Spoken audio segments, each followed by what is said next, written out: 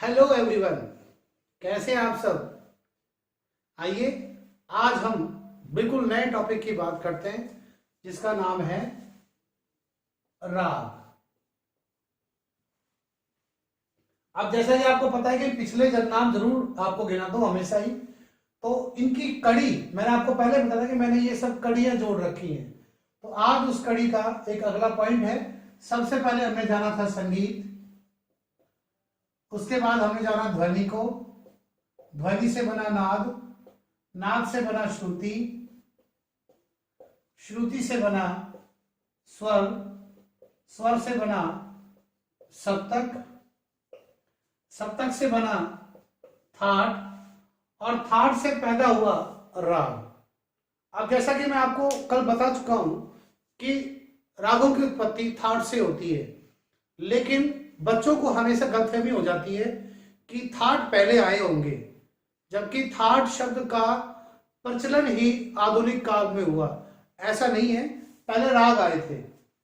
रागों को बाद में थाटों के अंतर्गत डिवाइड किया गया और जो प्रचलित राग थे उस समय उन सबको 10 थाटों में ऐड कर दिया गया।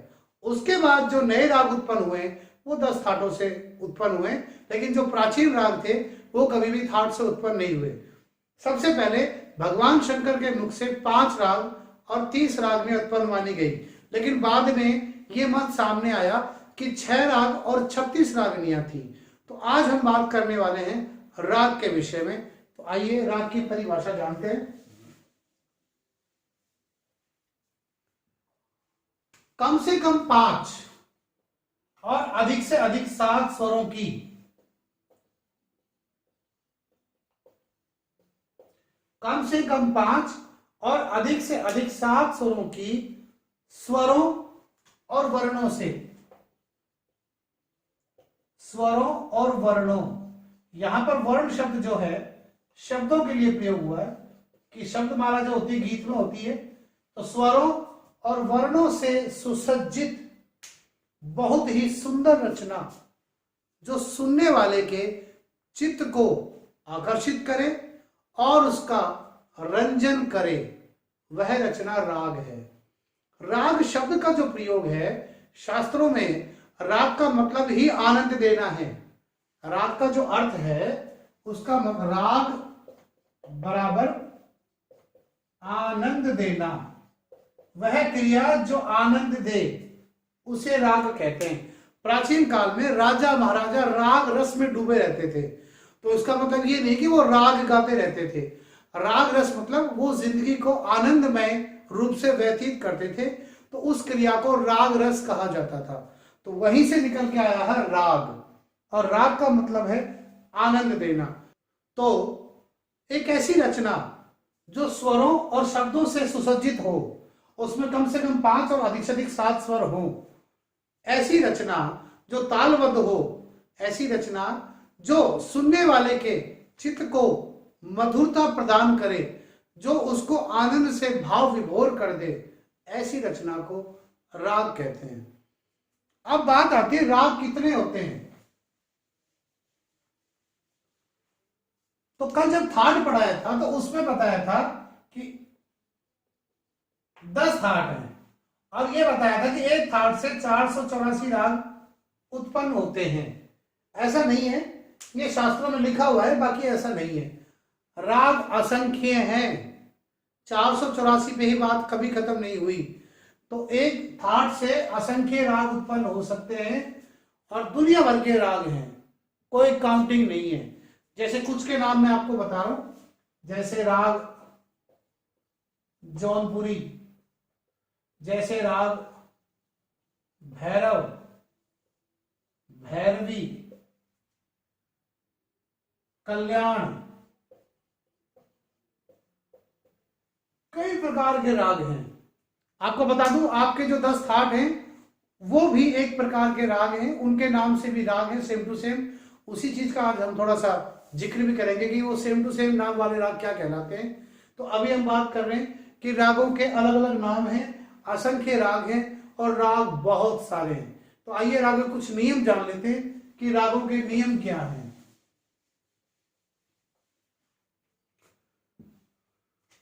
नंबर 1, राग में कम से कम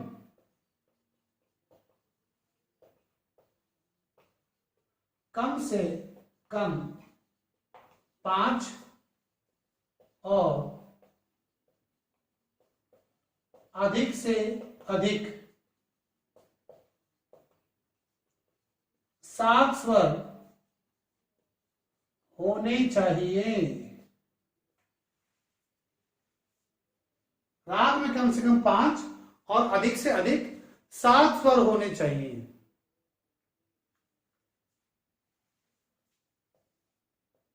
प्रत्येक राग की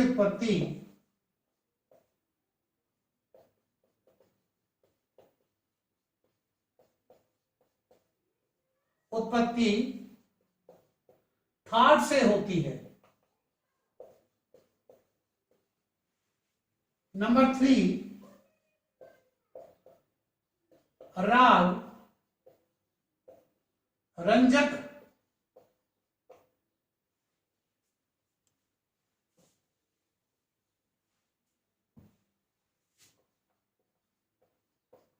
होना चाहिए ताकि उन्हें गाया जा सके। अब जो चीज हमें मधुर ही नहीं लगेगी उसे हम गाएंगे क्यों भाई? तो राग रंजक होना चाहिए। राग में नंबर 4 पर है, राग में आरोह अवरोह दोनों होने चाहिए। तो राग में आरोह अवरोह दोनों होते हैं और दोनों स्वरूप को मिलाकर ही डिफरेंट डिफरेंट राग बनते हैं। नंबर 5, प्रत्येक राग में वादी संवादी पकड़ जाति वर्जित स्वर गायन समय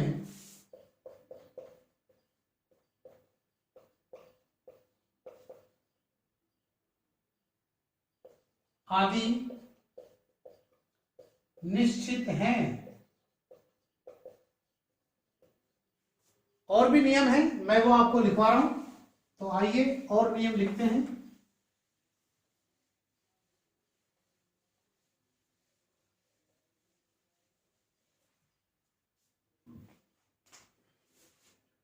नंबर 6, राग में सा स्वर कभी भी वर्जित नहीं होता। राग में पा वर्जित हो सकता है लेकिन सा कभी भी वर्जित नहीं होता। और इनके अलावा भी शुद्ध और विकृत स्वरों में आपस में चलता रहता है कि वो कभी वो वर्जित हो गया, कभी शुद्ध वर्जित हो गया, कभी विकृत वर्जित हो गया। तो वर्जित कर करके ही नए नए राग बनते हैं। नंबर 7, जिस राग का वादी स्वर पूर्व अंग में हो वह पूर्वांगवादी और जिसका वादी उत्तर अंग में हो वह उत्तरांगवादी राग होते हैं। इस बात को ध्यान रखें कि जिस राग का वादी स्वर पूर्व अंग में हो वह पूर्वांगवादी राग होता है और जिस राग का वादी स्वर उत्तर अंग में हो वह उत्तरांगवादी राग होता है। नंबर 8, रागों से विभिन्न रसों की उत्पत्ति होती है। रागों से विभिन्न रसों की उत्पत्ति होती है। विभिन्न माने हमारे यहाँ 9 रस माने गए काव्य संगीत में।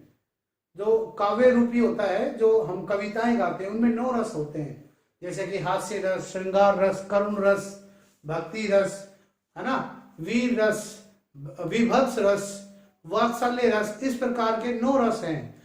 उन सभी की उत्पत्ति रागों से संभव है। सभी को प्राचीन काल में जब सेना का उत्साह बढ़ाना होता था तो वीर रस की संरचनाएं गा गा कर उनका उत्साह बढ़ाया जाता था। तो राग में विभिन्न रसों की उत्पत्ति होती है। नंबर 9, रागों में एक ही स्वर के 2 रूप भी प्रयोग किए जा सकते हैं।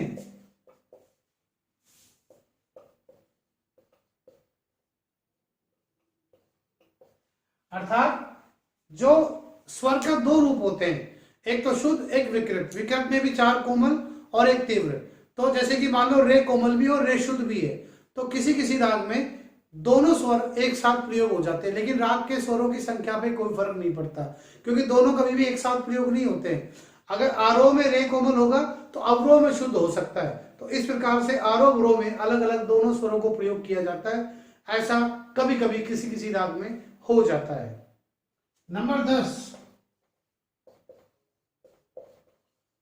किसी भी राग को किसी भी ताल में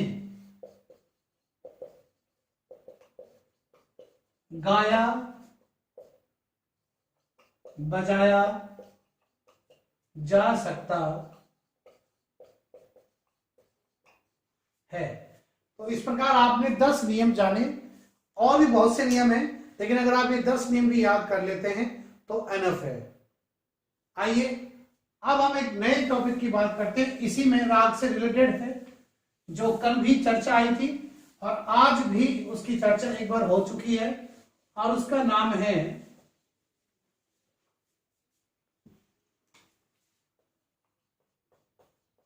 आश्रय राग।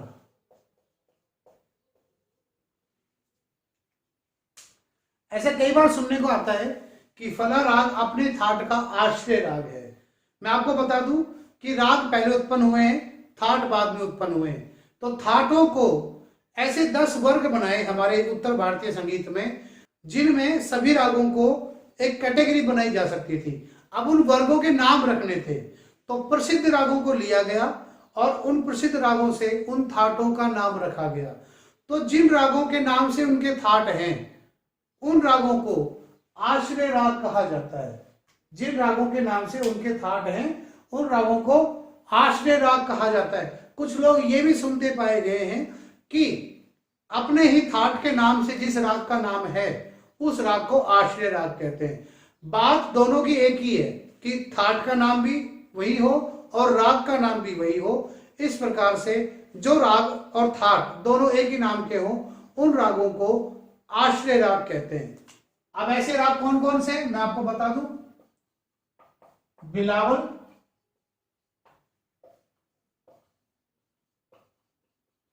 कल्याण,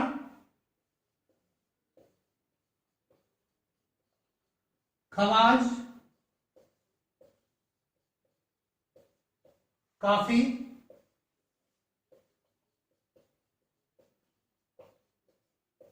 आसावरी,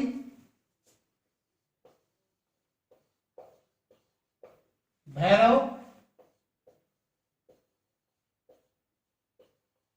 भैरवी,